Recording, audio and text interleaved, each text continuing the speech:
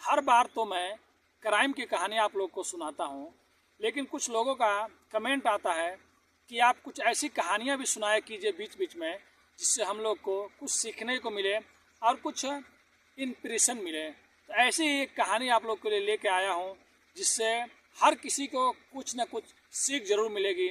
और अगर आप ये जानना चाहते हैं कि उससे मेरे को क्या सीख मिली है, तो मैं ये अपने सीख से बता सकता हूँ कि आदमी अगर कुछ भी काम करता है, हालात चाहे कुछ भी हो, उस काम पे डटे रहना चाहिए, कभी भी हार नहीं मानना चाहिए। क्योंकि इंसान अपने बारे में बहुत अच्छे तरीके से जानता है, क्योंकि वो खुद ही जज है। अगर वो हार मान गया तो उसकी हार हो जाएगी।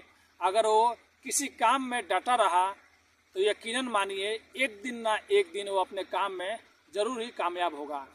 ऐसे ही एक आदमी की कहानी आप लोग को सुनाने जा रहा हूँ, जिसका नाम क्रिस गार्डन है। उसकी कहानी भी आप लोग को ज़रूर इंस्पायर करेगी, क्योंकि अगर उसकी जगह पर शायद कोई और होता तो बीच में ही दम तोड़ देता, या ये लाइन छोड़ देता, या मतलब जो हौसला दिल में रहता है वो छोड़ देता। लेकिन इसकी कहानी आप सुनेंगे तो यकीनन आप बहुत खुश होंगे। आज की जो मैं सच्ची घटना आप लोग को सुनाने जा रहा हूँ, ये अमेरिका का एक अरबपति क्रिस गार्डन की कहानी है, जो कभी बहुत बेहद गरीब हुआ करता था और उसके घर में कोई भी उसे पालने पोसने वाला नहीं था। तो चलिए पूरी कहानी को शुरू करते हैं। बात 9 फरवरी 1954 की है, जब अमेरिका में एक बच्चे का जन्म होता है। और जब बच्चा जन्म लेता है तो उसके घर में बहुत खुशी का माहौल रहता है। लेकिन कुछ दिनों बाद ही उसके पिता घर छोड़कर चले जाते हैं और घर में दोबारा नहीं आते हैं। अब घर में बहुत तंगी आ जाती है। कुछ दिनों बाद भी जो उस घर में उस बच्चे की माँ रहती है, वो भी किसी और आदमी से शादी कर लेती है। अब शादी होने के बाद जो बच्चा रहता है उसका नाम क्रिस गार्डन रखा गया रहता है। अब जो सौतेला पिता होता है वो अक्सर उसकी माँ को मारता पीटता था और क्रिस गार्डन को भी मारता पीटता था। ऐसे ही कर करके लगभग कई साल बीत जाते हैं। 7-8 सालों बाद जो क्रिस गार्डन का सौतेला पिता होता है वो उसकी माँ पे कुछ आरोप लगाता है और उसको जेल भेजवा देता है। लेकिन ऐसा ही नहीं, और कुछ दिनों बीतने के बाद वो एक दिन उसकी माँ को जला के मारना चाहता था, लेकिन उस मौके टाइम पे वो महिला बच जाती है और पुलिस आकर क्रिस गार्डन के सौतेले पिता को अरेस्ट कर लेती है।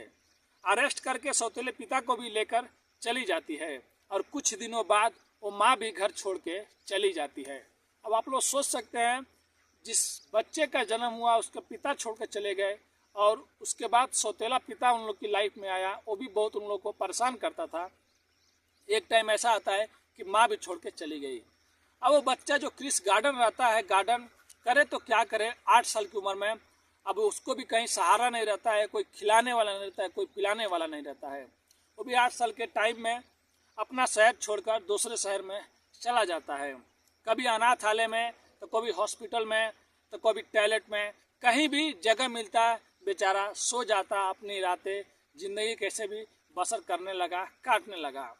कभी कभी तो ऐसा आता था कि रात को सोने को भी जगह नहीं मिलता था, तो पब्लिक टॉयलेट में सो जाता था या हॉस्पिटल के टॉयलेट में भी सोया करता था। उसी में जाता था, बैठता था। दूसरों को लगता था कि कोई आदमी अंदर गया है, बैठा है।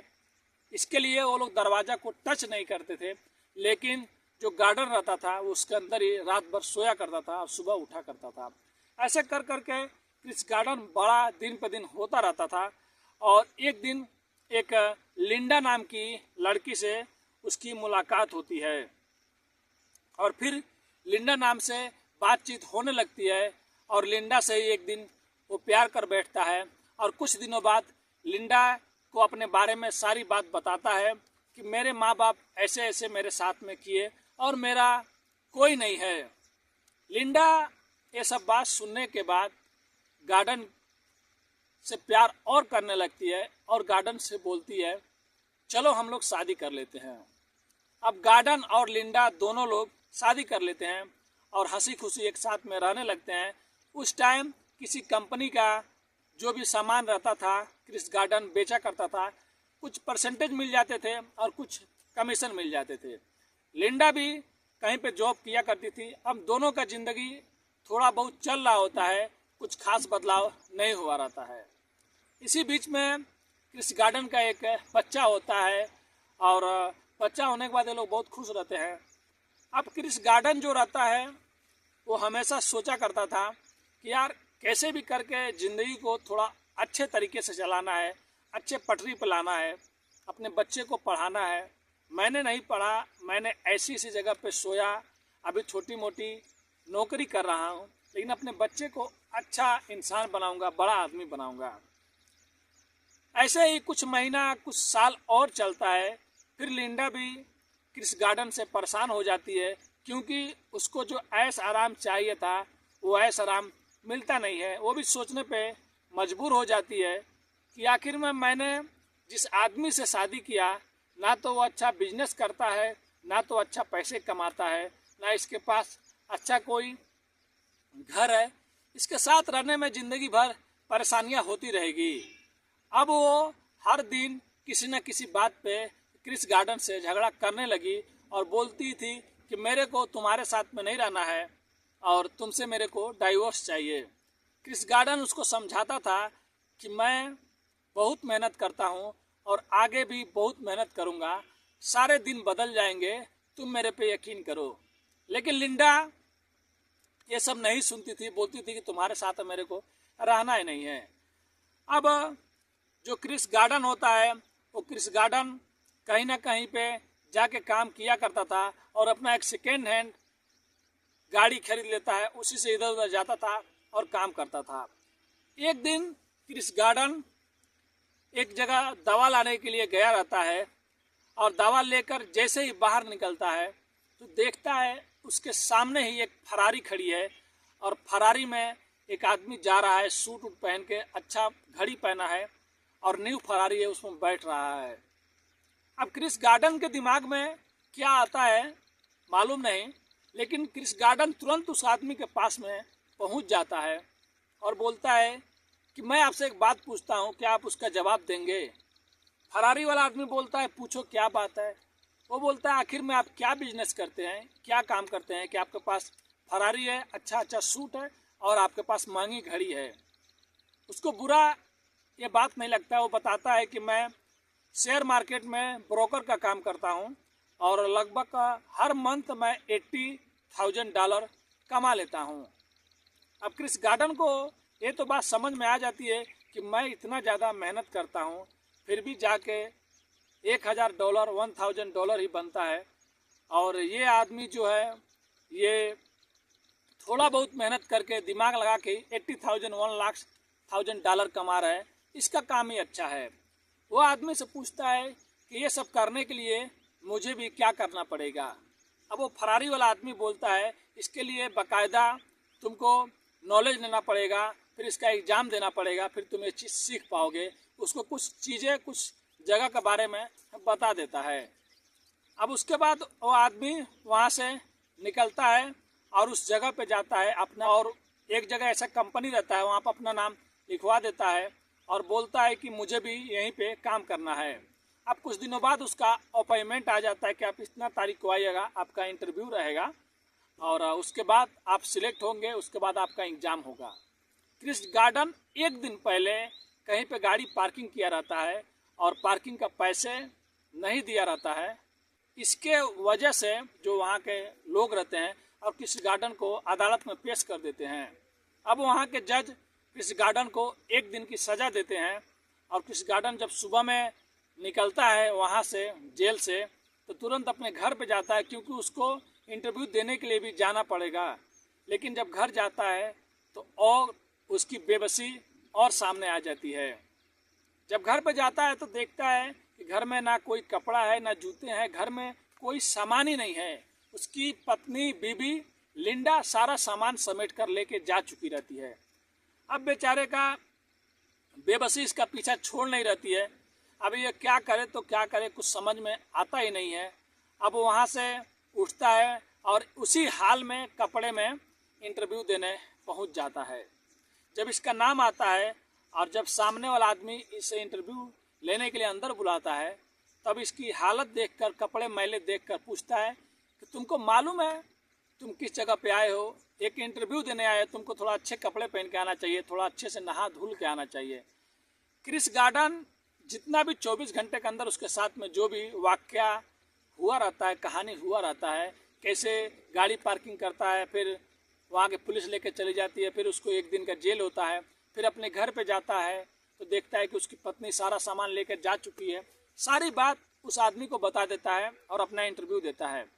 ये सारी बात सुनकर जो आदमी इंटरव्यू ले रहा होता है वो क्रिस गार्डन से खुश हो जाता है, उससे प्रभावित हो जाता है कि चलो इसने बिना शर्माए अपनी ज़िंदगी की सारी बात मेरे को बता दिया। वो वहाँ पे सिलेक्ट हो जाता है और सिलेक्ट होने के बाद उसका $1000 से सैलरी चालू हो जाता है। अभी कुछ दिनों बाद उसका एग्ज़ाम देना ही रहता है।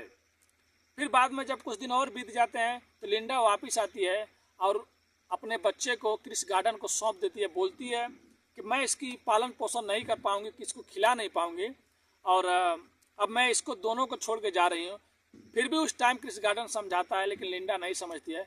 अब क्रिस गार्डन सोता तो कहाँ सोता, और जो घर रहता है वो भी बेचारे का घर इधर उधर चला गया रहता है, लेकिन बेटे को लेकर कहाँ पे जाए। वो तो अकेले कहीं पे भी सो जाता है, क्योंकि अभी नई नई उसकी जॉब लगी रहती है और हर तरह की परेशानियाँ आ रही होती है। अभी उसको एग्ज़ाम भी देना है, लेकिन कैसे भी करके कम भाड़े पे एक जगह और लेता है रूम, जहाँ पे दिन में बच्चे को देखा जाता है, देखभाल करने वाले रहते हैं, और शाम को आके क्रिस गार्डन अपने बच्चे को ले लिया करता था।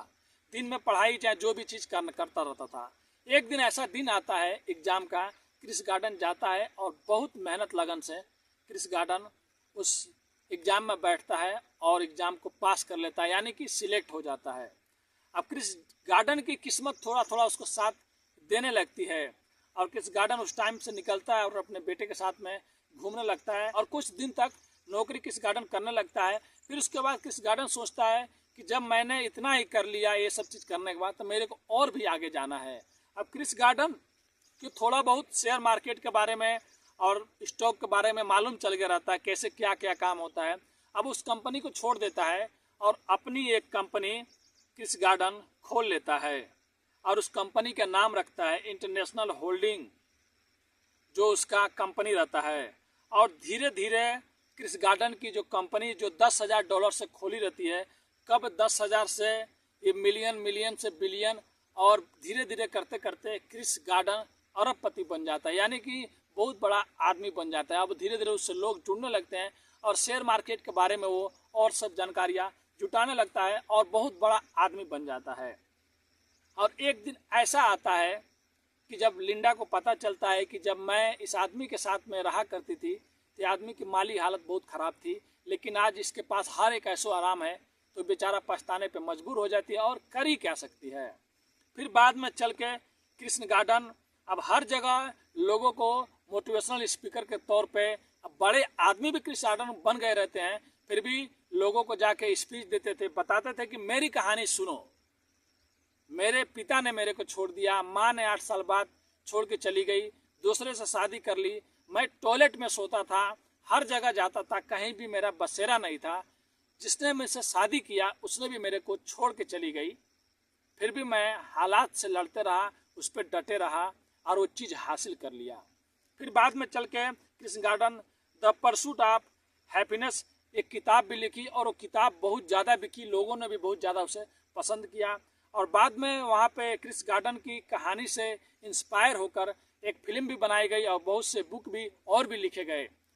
और अब जगह जगह जहाँ भी ऐसा कुछ पार्टी या कैसे ऐसे कुछ इवेंट चल रहे होते हैं तो कृष्ण गार्डन एक तो बड़े बिजनेसमैन भी बन गए हैं और उसके ऊपर से जाकर लोगों को इंस्पायर करते हैं, अपनी कहानियाँ और लोगों को मोटिवेट करते हैं कि ज़िंदगी में अगर आप कुछ चीज़ चाहते हो, अगर सही से मुद्दत से दिल से उसको करते हो तो एक दिन कामयाबी ज़रूर मिलती है। तो ये थी कृष्ण गार्डन की कहानी। आपको कहानी कैसी लगी कमेंट करके ज़रूर बताइए। और हमारा मकसद किसी का भी दिल दुखाना नहीं है, बस लोगों को सचेत करना है और अच्छी अच्छी कहानियाँ सुनाना है। तो इस कहानी को मेरे को जो सीख मिली वो मैं आप लोग को बताना चाहूँगा। मैं भी वीडियो बनाता हूँ, आज 3 सालों से बनाता हूँ, आज तक कभी भी मैं सफल नहीं हुआ, लेकिन एक चीज़ रहता है कि अगर मैं दिल से मेहनत कर रहा हूँ तो आज नहीं तो कल मैं कामयाब ज़रूर हो जाऊँगा। तो यही है कि ज़िंदगी में जो भी काम कर रहे हैं उससे पीछे मत हटिए, डगमगाइए मत, उसको सही से पकड़े रहिए, उस पर चलते रहिए, कामयाबी ज़रूर आपकी कदम चूमेगी। तो जाते जाते आप लोग से रिक्वेस्ट करता हूँ, अगर आप चैनल पर नए हैं तो चैनल को सब्सक्राइब, लाइक, शेयर कर दीजिए। कहानी कैसी लगी कमेंट करके जरूर बताइए। मिलते हैं नेक्स्ट वीडियो में कुछ अच्छी कहानियों के साथ। अभी के लिए अलविदा लेते हैं। धन्यवाद।